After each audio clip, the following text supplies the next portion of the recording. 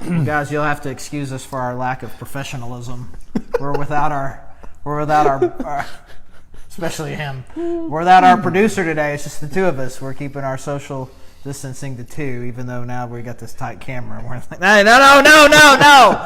no. Hey, Charlie here, and man, right. We're in that elders meeting last Thursday, and Dr. Pope was like, we're asking him how he's doing. He was like, if you feel like the baseline has moved. Like I don't know that what I'm feeling right now would be considered okay a month ago. If I felt like this a month ago and you asked me how I was doing, it's like I'm doing terrible. But like ask me how I'm doing now, then it's a pretty good day. I think I'm doing okay.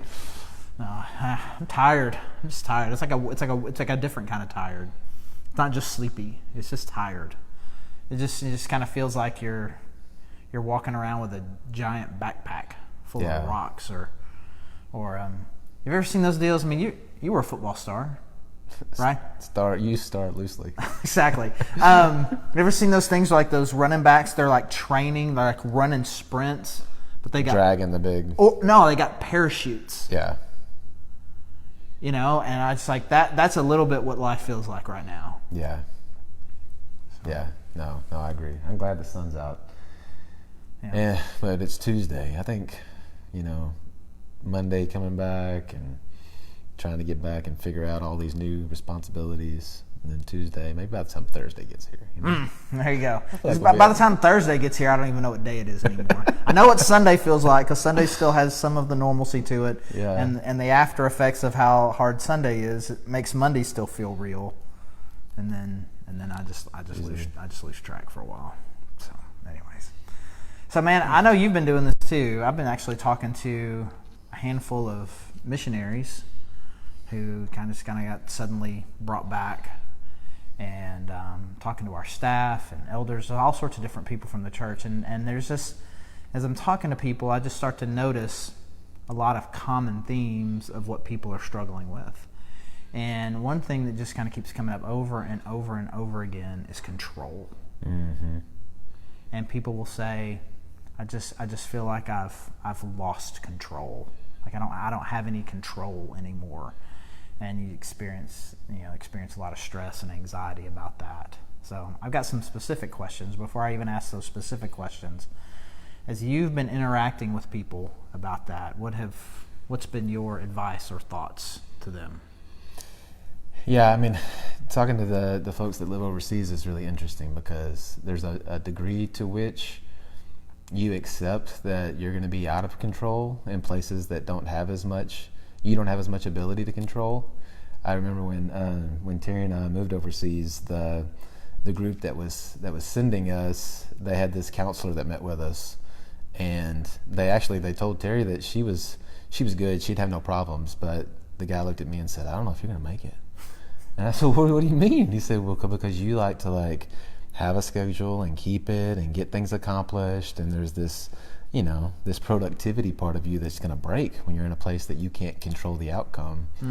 And so, it's interesting the difference in that group. That group is a little bit more used to, hey, we don't know what's going to happen, and these things may get done today, and these things may not, just because they're in a volatile kind of situation anyway. And but even that group is just kind of shaken by, here we are, and everything that I had planned is now not panning out the way that I thought it was gonna work. Right. And having faith in those times, I mean, to answer your question, that having faith in those times it just really brings attention to who do you think is in control? Do you really think that you are, or have you all along kind of been under the assumption that you were in control? It just shows how kind of weak our perspective has been. Right. Yeah, it's like one of the things I just keep saying is like you're learning something that was true a month ago. Yeah. Yeah, I mean, it's not. It's just revealing behind the curtain what's really going on, Yeah, but still, a month ago there did seem to be a stronger correlation between my actions and my outcomes, and not near as much as I think that there is. But now that there's just almost none, I think it's just beyond what a lot of us can take, and so we start asking the question, like what you're saying, like who really is in control. And so then the appropriate church thing to say in this video is God's in control. And so we say that phrase, and there's a lot of phrases like that, very common church phrases that I think if we leave them too shallow, then they just become a slogan that doesn't really help. And so if I were to say to you, Mark, you need to take comfort in the fact that God is in control, what do you take that to mean? Yeah, there's this ultimate, I say this because in my time this morning just praying and thinking, this really was revealed in me, that I have such a I struggle to keep that eternal perspective, that in the end, when all things are said and done, that my God is on the throne and is working something that's bigger than what I understand. And probably talking about the things that you're supposed to say, but Proverbs 3:5 really came to my mind, that man, we trust in Him and it's beyond our understanding. Yeah, that's good. And this peace that He gives is beyond what we see and touch, because our perspective is just so small.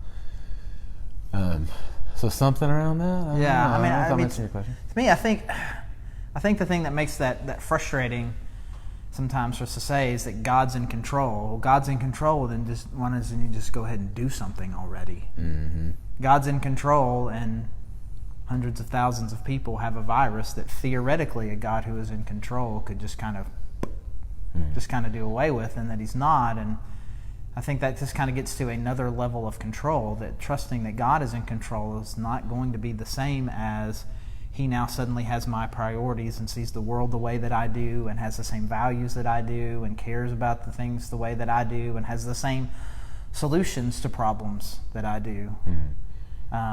God's priorities are very different than ours, and the things that He's wanting to do in our lives. I mean, there are some things that He is wanting to do in our lives right now that required a crisis of this level.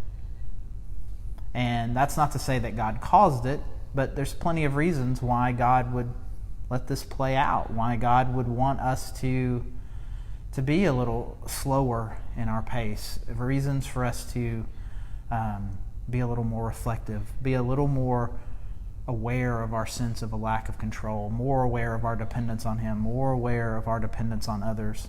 So I don't want to go too far and say something like God caused this, God is doing this, but we got to be clear. I mean, God could do something about it if He wanted to, and He's not, and I trust Him in that. Mm-hmm.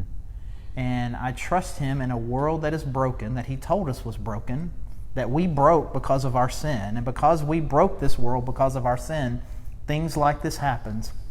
But hey, like what you said, big picture, God's got this. Mm-hmm. In the end, God wins, and in this moment, God has you. And even if we lose finances, even if some of us lose health, or even if some of us lose loved ones, God has got us. And in the end, it's going to be okay. Mm-hmm. And sometimes, I think you said, increasing our perspective. I think in the end, we're going to be okay. I don't mean at the end of April. Right.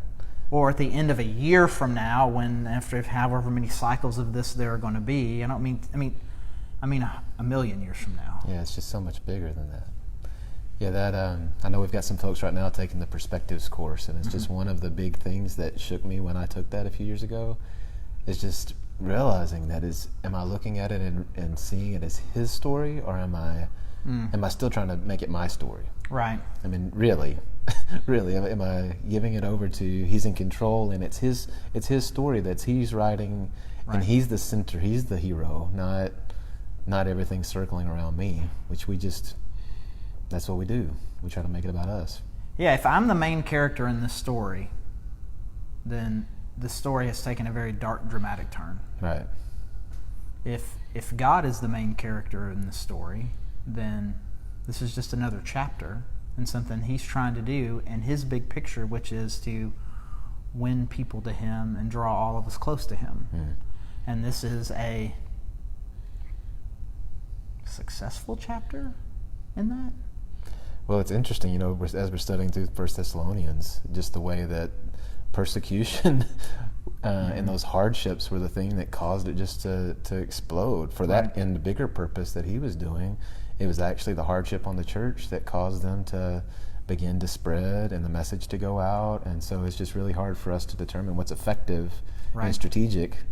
That isn't always the easy thing or the comfortable thing. Because I can't get past that. I don't like this. Right. I don't. Because honestly, I don't like this. Not me. These right now. I like this. The big picture. I'm not having fun. I'm not enjoying this. There's a million things I'd rather do. I'd much rather people that I know still have their jobs and businesses here in Northwest Arkansas be doing well. I'd love to still be seeing everybody on Sundays, and I miss our small group. I mean, there's just lots of things like that. But what if that's not what if that's not the main thing? And I think that is just such a challenging thought. It's so obvious to say, well, Mark, you're not the center of the universe. Mm-hmm. Yeah, okay, sure. I think I know that until my world starts to crumble. And then I'm like, oh, wait.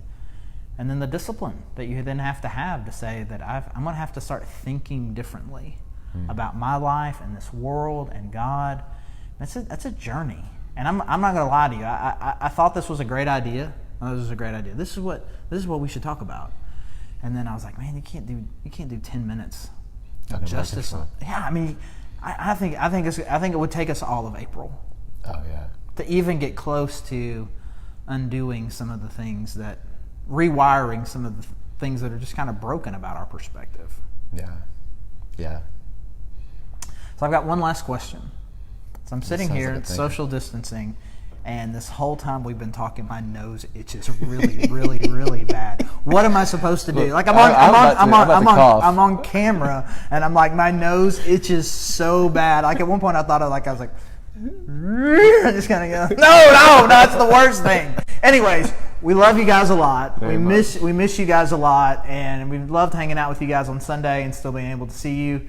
Well, at least you've been able to see us, I guess, on Tuesday. Mark, you're doing a thing with Terry on Thursday, kind of like what Heidi and I did. That should be cool. I'm looking forward to it. Terry and I are going to be on the couch. All right, on Thursday. So, anyways, stay connected. We love you guys. Praying for you. And now, since again we don't have a film person, I'm going to awkwardly go and shut this thing off. Mark, you want to hold this? You can. Yes. What should I do as I stand here? You should sing something.